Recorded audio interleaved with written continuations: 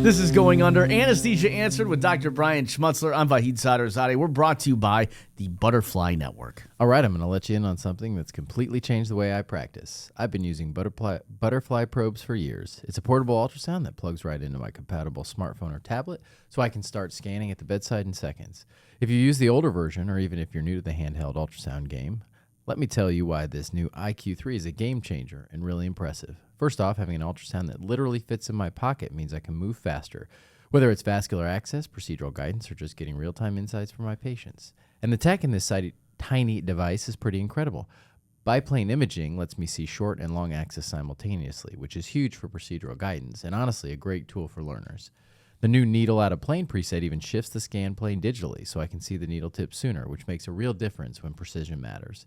And the image quality, honestly, the IQ3 holds up against some of the high-end cart systems I've used. That's impressive for something this portable. If you're looking for a device that supports your practice, I can't recommend the Butterfly IQ3 enough. And right now, they're running a special offer. You can get $750 off the latest IQ3. Check it out at butterflynetwork.com. Or maybe for the surgeon in your life, for the medical anesthesiologist in your life. Yeah, that's a nice gift to get during the holidays. And as we draw near towards the holidays, we're talking about two things today. One, we're going to talk about later on. Yeah. I'm upset about it. Yeah. You're upset about Obamacare? No. No. I'm upset about the Notre Dame Fighting Irish. Yes, I am too. The SEC, the ACC, the Big 12 commissioner. It's rigged. It's all rigged. It is, and I'm upset about it. You're upset about it. Just like our medical health care system, health insurance system. And you at home may be upset about Obamacare. Yeah. Where is it headed in 2025? Are there going to be some updates to this? Are we going to see it repealed, replaced, revamped? Rethought. Talk about the R's. Yeah. But first, let's re-examine Sure. what Obamacare is. I know we had a conversation about this a little bit ago. Yeah, the 15-year anniversary. Right. So let's talk about what is Obamacare and what are they thinking? Yeah, so the whole reason behind having this conversation is, there's been some resurgence, another R word, of talk about repealing Obamacare. So I figure we dig in briefly, talk about what I dislike about it and what I like about it, if anything. And then give some discussion about maybe what we could do instead. So, all right, what does Obamacare actually do? So, Affordable Care. Obamacare is the Affordable Care Act, 2010. There were a few things that it created. So, it created this exchange system, which probably most people know, right? Where you can go on the exchange and you can get health insurance that is somewhat subsidized by the federal government, but is actually through a third-party insurance company, and then it's in some ways based on your income. So you get to pay less or more based on your income, and you can pick the silver, gold, platinum, whatever plan. Okay, so it created those exchanges, although they're still only state by state, which is ridiculous. Did a little bit of a Medicaid expansion, not a ton. Made it so that insurance companies could not deny you based on pre-existing conditions, which is something we'll talk about. Mandated coverage for anybody over the age, for dependents up to 26. Okay. But also mandated coverage for everyone, every person. And then the mandated coverage, if you didn't do it, you got penalized. And the penalty was escalating year over year. Okay. So they all sound like good things for the most part, right? Except the devil's in the details and implementation, because for any of this to work, because they're running it through insurance companies, it's not just like the federal government is doing this, right? The implementation is through third-party, independent insurance companies with shareholders and bottom lines and profit-driven, right? So the whole thing hinges on the insurance companies being magnanimous. Do we think that happened? Based on our conversation about insurance companies? Yeah, exactly, right? So yeah, great. I'll cover everybody, but I'll cover everybody by making sure that everybody else pays more money. This is the whole Ponzi scheme of insurance, right? Insurance in general, not just health insurance, every insurance. I'm going to make money because I'm going to bring in more in premiums than I will ever pay out in claims, right? So that's why insurance is sort of especially for higher income people, right? So you think about the thing I always think about is, does Jeff Bezos need car insurance? No, right? If he wrecks a car, he's just going to buy a new one. He's just going to buy a new one. Right. But he can't drive Right. in, I think, every state Without car insurance. It's illegal to drive without car insurance. when you can't rent a car without car insurance, right? Well, right, but I mean, you cannot get behind the wheel of a car without car insurance. Yeah. Right? Yeah. So does he really need that? Does Jeff Bezos need car insurance? No. No. He'll just pay for it out of pocket. Right, but he's forced to pay for it. Just like certain people don't necessarily need health insurance, but they're forced to pay for it. Right? If you're 22 and you think, hey, I'm invincible, I want to take that $500 a month and I want to put it in a savings account, and why do I need health insurance? Or again, Jeff Bezos, right? Why does he need health insurance? Do you think, though, that, like, I mean, I get the car analogy. Yeah. I'm just playing devil's advocate. Yeah.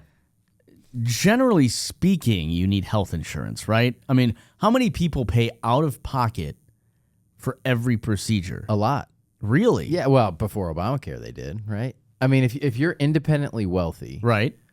why would you buy health insurance? You don't need health insurance. That's a waste You just of pay, money every You month. would just pay. Right. If I need my knee replaced, if I get in a car accident, if I've got I mean, you could, $100 billion sitting in the bank, then you wouldn't need, let's say you have cancer, chemotherapy, surgery, whatever. You it's could never pay the gonna be- $300,000 out of pocket. Exactly. But there's a mandate now, right? So there's a mandate. But okay, so if you're going to do this and you're going to say everybody, you just created an entire class of demand for these insurance companies, right? Sure. So You created something out of nothing, basically. what happens when you create demand? You need supply. But still, what happens to the price of a product when you create demand? Right, that's all they did. They jacked Goes up the up. price. So they said, well, here's a problem. I've got to cover everybody, even if you have cancer, even if you have Parkinson's disease, even if you have the likelihood to get, dementia. I know all this. Now I have to cover you. Well, what am I going to do to cover my loss? I'm not going to lose money as an insurance company, right? So what am I going to do to cover my losses? I'm going to jack up the price, right? And so in response to that, the federal government jacked up the subsidies. So what do you think the insurance companies did? Jacked up the price. So what did the federal government do? Jacked So they're up the just basically subsidies. going back and forth, jacking up prices. Yes. And guess who's making money? The insurance companies. Correct. Does anybody feel like healthcare's gotten better? Healthcare, not insurance. Healthcare has gotten better since 2010. Has your access to healthcare gotten better? No. Has your ability to get something done gotten better? Has your ability to see a doctor gotten better? Any of that In stuff? patient's eyes, Correct. Yeah. no. Yeah. Worse, right? In physician's eyes, Worse. Worse? Way worse.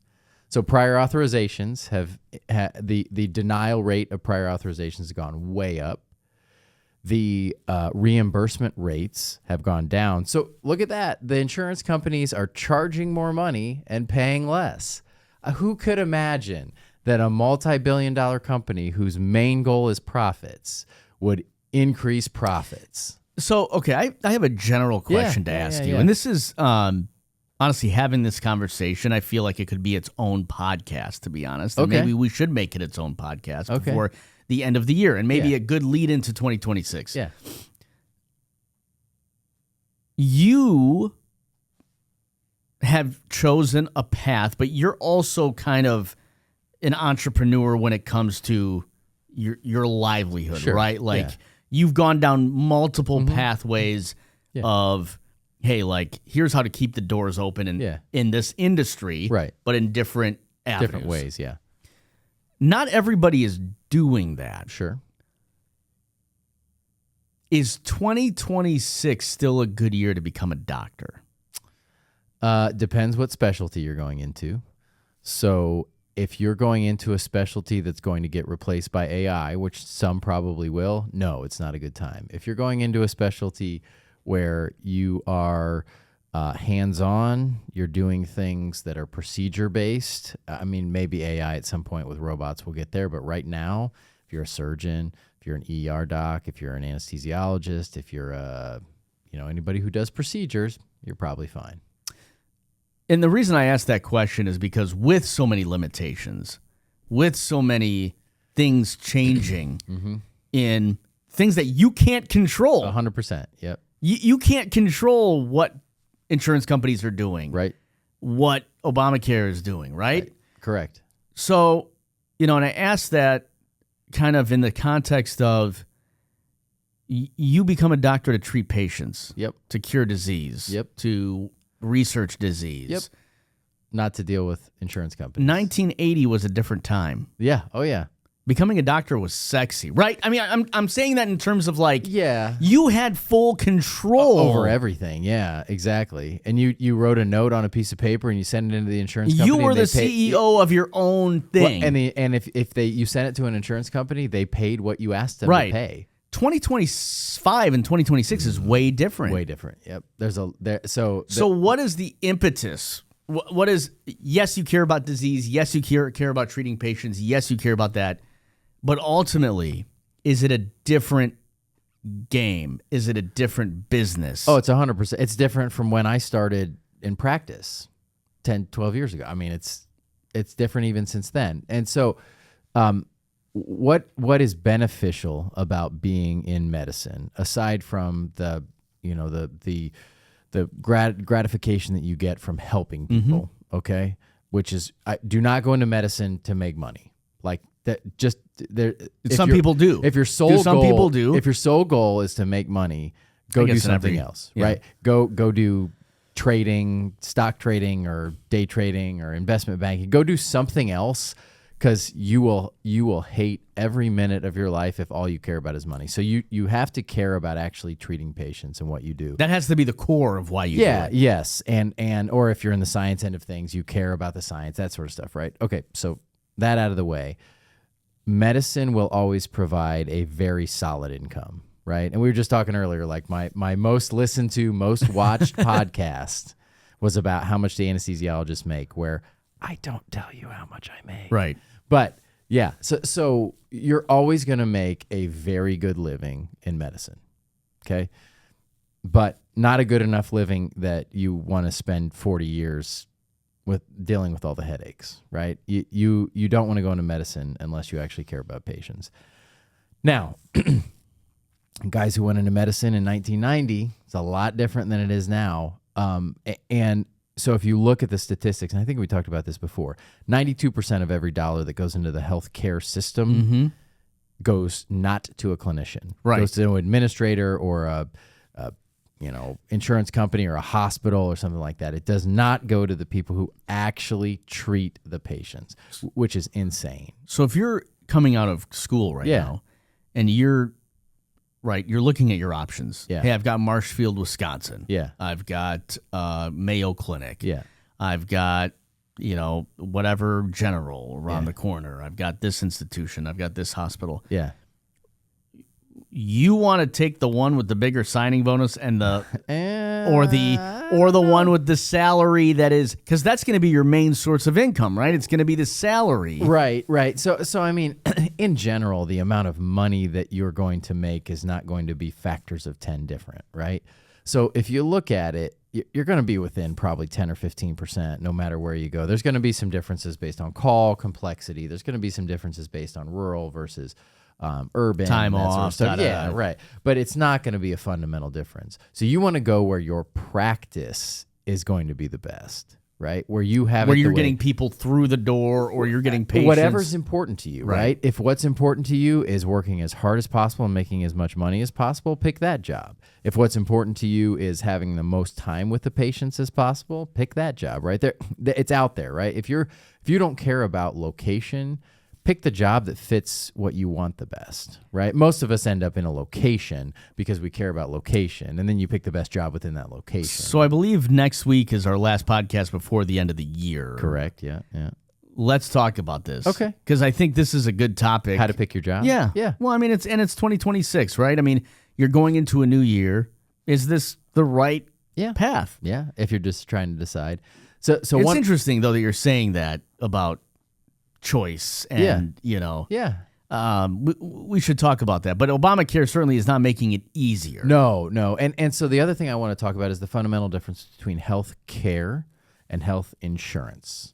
Okay, health care in the United States is the best in the world, and you can make any argument you want about or blah, blah, blah, and infant mortality and blah, blah, blah, right? Where does everybody else in the world come for their health care, right? You get a high-grade cancer diagnosis, you get a bizarre orthopedic diagnosis, you get any of that stuff. Healthcare is the treatment. Right. Healthcare is the actual care given, right? We have the best in the world. And everybody has access to healthcare, right? So if you, because of in the mid-1980s, EMTALA, if you walk into an ER, it does not matter if you have any money or not. If you walk into, they have to treat you. They have to treat you, period, right? So not only do we have the best healthcare in the United States, we have 100% access to healthcare if you can get to an emergency room. Okay, so let's put that aside. Healthcare is not what we're talking about. We have a screwed up health insurance system. And if you look, the reason this all came up with Obamacare again and repealing Obamacare again is because the big beautiful bill took away the subsidies for it.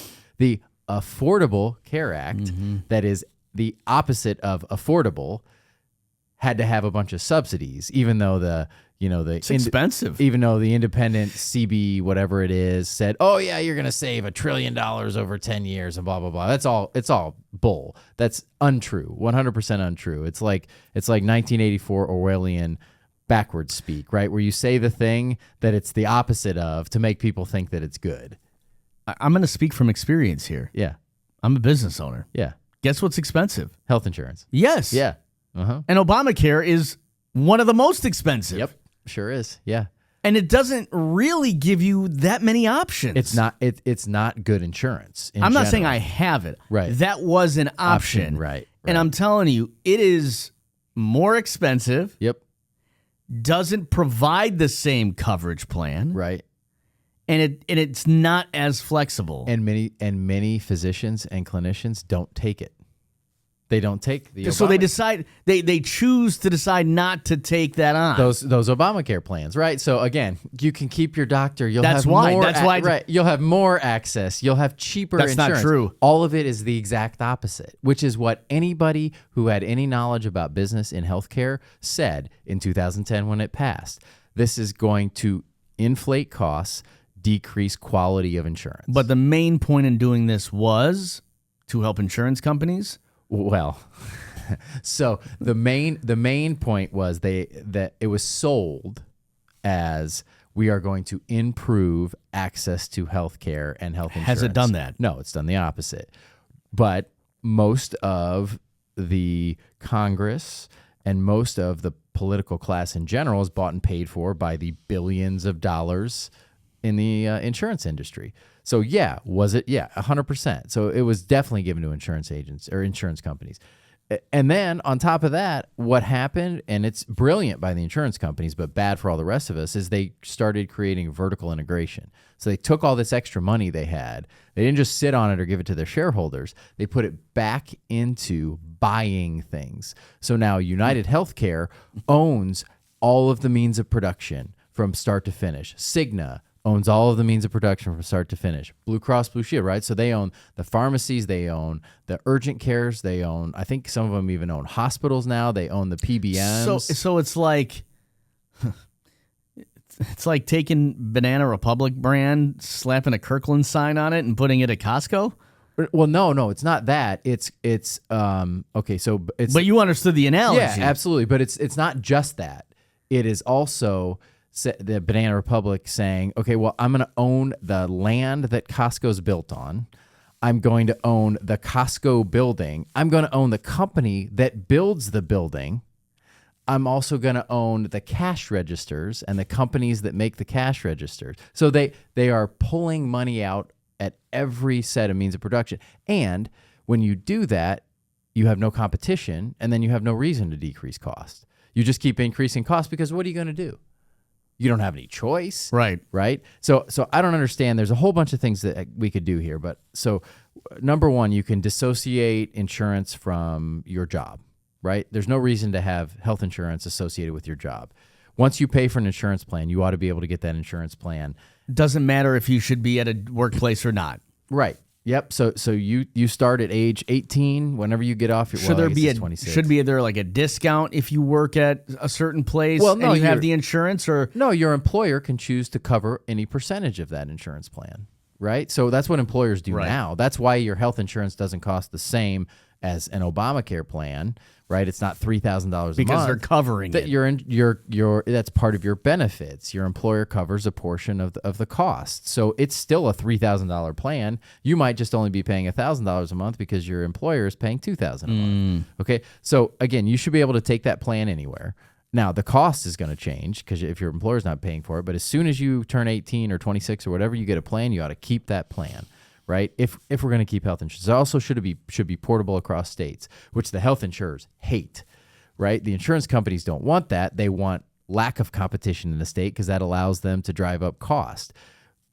You know, the champion of antitrust, Teddy Roosevelt. Yep. Right? There's no way that this doesn't fit into antitrust. This has to be a monopoly, or at least an oligopoly where it's only a few companies who run all of it, and you don't have any choice. Interesting. So let's say they don't repeal it. Yeah. Let's say they replace it or rework it. What is the best of the reworking options? Like what do you think they do? How can they make it better? So my personal opinion, and we've said this before, is that health insurance companies shouldn't exist. And we should do this direct to consumer, right? But let's say that doesn't happen because it's probably not going to happen to get rid of all insurance companies. So what you have to do is you have to figure out a way to dissociate normal daily care with health insurance. And so what I would propose is high deductible plans that cover only catastrophic and large amounts of HSA distributions, right? So you put a ton of money in an HSA so that you can pay. And I think right now that the federal government only allows you like $8,000 a year or something like that as a family. I would make it 60 or 70 grand a year. You could put away a ton of money and your employer can help with that. And then you're paying for all of the things that you need to pay for in the short term. And then what that health insurance would cover is if you get in a car accident and you have a heart attack, or these big things like you get a cancer diagnosis, right? These things that are going to be incredibly expensive, but it's not going to pay for you to get your prescription. It's not going to pay for you to see your primary care doc, right? We go back to the car analogy. Your car insurance doesn't pay for your gasoline, correct, for your oil change, for your tire rotation. I wish it did. Right. Well, I'm sure you do, but then your car insurance would be $3,000 a month, just like your health insurance, right? Yeah. So we need to dissociate normal routine care from health insurance. There should be none of that. If we're going to keep the health insurance companies, get rid of all that. We should not be paying for any of that as a health insurance company. You should be paying for that on your own, but you should be taking that money that you would have been paying in health insurance premiums and putting it into like a locked account, like an HSA. So, if the federal government is going to get rid of these subsidies, which maybe it does, maybe it doesn't, I think what you do then is you take some portion of that, whatever you would have planned to have paid, less whatever, let's take out the subsidies. Maybe it's $5,000 per year per person, and you drop that into a health savings account. Mm-hmm. Every single person over the age of 26 gets that money in a health savings account. Boom, ready to go. How does everybody get what they want? I mean, you're not, right? I mean, you just can't please everybody. You get rid of the health insurance companies. That takes away whatever trillions of dollars a year that they're bringing in, right? I mean, they have profits in the tens of billions each. And there's 5 major ones in the United States. So, yeah, you get rid of the insurance companies.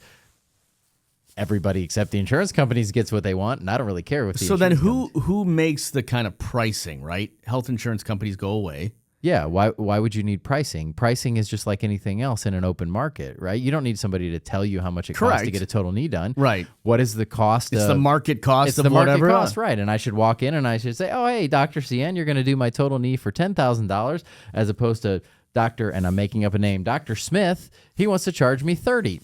Who am I going to? As long as Dr. CN is a competent surgeon, I'm going to Dr. CN. Right. Market forces, free market. That sounds good. Yeah. Sounds great. Will it happen? No, it's not going to happen. The insurance company, even if we could set up the infrastructure, the insurance companies have too much control over our federal government to ever be shot down, to ever be moved away. And if we could ever get the health insurance thing done, then I would go after all the other insurances after that. Car insurance and, I mean, malpractice insurance isn't as bad as the other ones because they actually cover something, right? Like most of them are forced then contractually to cover the defense of your malpractice. But all the insurance companies are a big Ponzi scheme. I mean, insurance, just doesn't make really a whole lot of sense. When you put a company in between a person and whatever, that company is taking money out of the pot. Sure. So all you're doing is paying money. They have an incentive to increase your cost to get more money and decrease your coverage. So why would insurance is just dumb. Making a bigger profit. Mm-hmm. Interesting. Yeah. All right. What do you think? What do you think we should do with Obamacare? What do you think we should do with the health insurance industry or covering the cost of healthcare? Health insurance is very tricky. The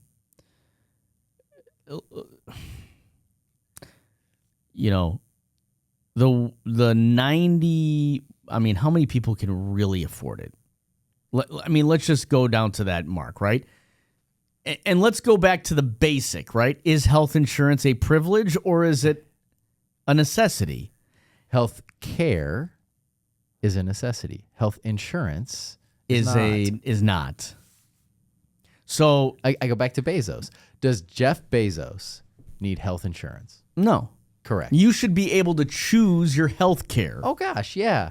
Exactly. You should be able to choose your health insurance. Correct. Or not.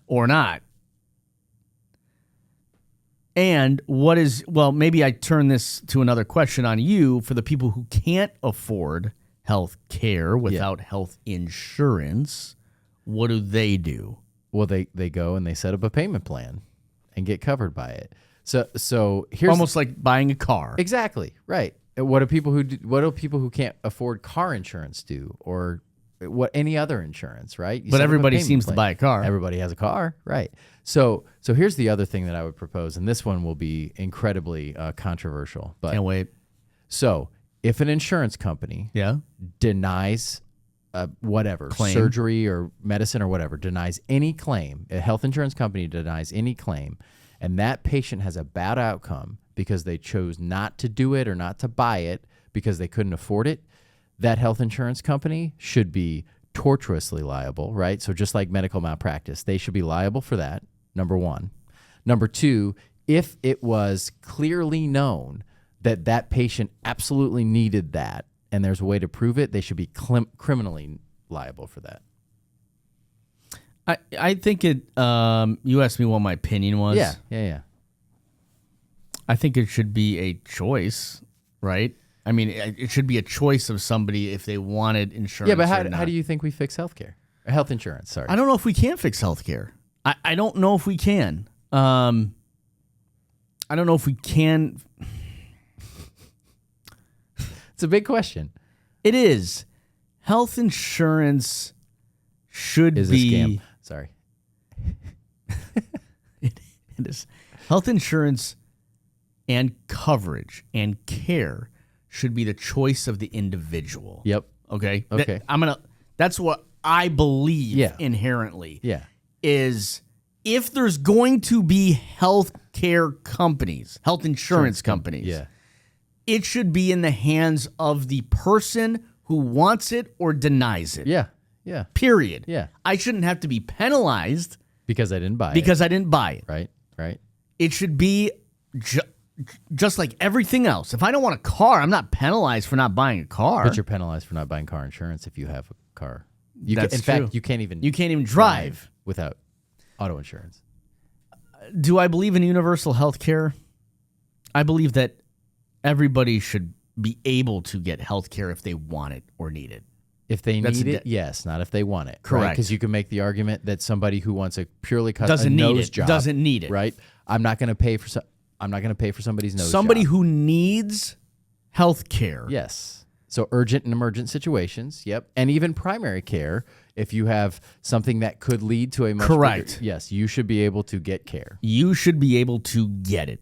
That doesn't mean that everybody needs health care. Insurance. I'm sorry. I keep using the word insurance, and this is why you went over it. Yeah. I shouldn't have to need health insurance. Yep. I should be able to choose that for myself. But you should be paying for it, right? So you should be paying to go see a primary care doctor. If you don't, if you choose not to get health insurance, okay. you should have to pay to see that primary care doctor. So this is the first year. Yeah. And this may be TMI. Yeah. But this is the first year that my wife and I have decided to go to an independent physician. A DPC, direct primary care, where you pay a monthly fee to see that person. Correct. Yeah. I think that's a great idea. And I think it's a great idea to do direct care no matter whether it's primary, specialty, or surgical. And guess what? I love it. Yeah. You text him anytime. Yeah. I love it. Yep. Because it's almost like you're not going through a middle person. Yeah. Now, somebody does her billing, somebody does the whatever, right? But you're choosing to see that person. person. And you make decisions together, and it doesn't matter what the insurance company says. I'll say this. I like that as a start. Yeah. Isn't that what I just recommended? Yeah. And now more people are starting, more physicians are starting to go down that path. Yep. Yeah. What do you guys have in mind? Comment below. Yeah. I want to know what you guys think about this. I'd love to hear that. Yeah. I'd love to hear what people think is the end all be all. I remember we went to the conference in February last year. Yes. And you asked that question. Yeah. Oh, no. This was in the summer. This was in the summer you asked that question. Where were we? We went to... I don't remember what... No, we went to D.C. Went to D.C. for the bariatric surgery conference. Yep, and I asked that question. You asked that question. And nobody had an answer. Nope. Just like me. Just stunned. But then they came back to, maybe we should just have patients pay doctors and make decisions directly with their doctors, which, oh, gosh, isn't that what I said? Exactly. Anyway, so let's talk Notre Dame real quick. Let's do it separately. We're gonna post it on a separate reel. All right, cool. Yeah, we're gonna post it on a separate reel, but we're gonna do it. right. We're gonna talk Notre Dame because we're both upset about it. Next week is the final podcast of the year. Yep. 2025, and we're gonna talk about should you become a doctor in 2026. I love it. Yes. All right. And the college football playoff is just as corrupt as the health insurance companies. That I believe. All right. Can't wait to use that bite. Yeah. This has been Going Under Anesthesia Answered with Dr. Brian Schmutzler and Vahid Sadrzadeh. We're brought to you by The Butterfly Network. And we'll see you in the next one.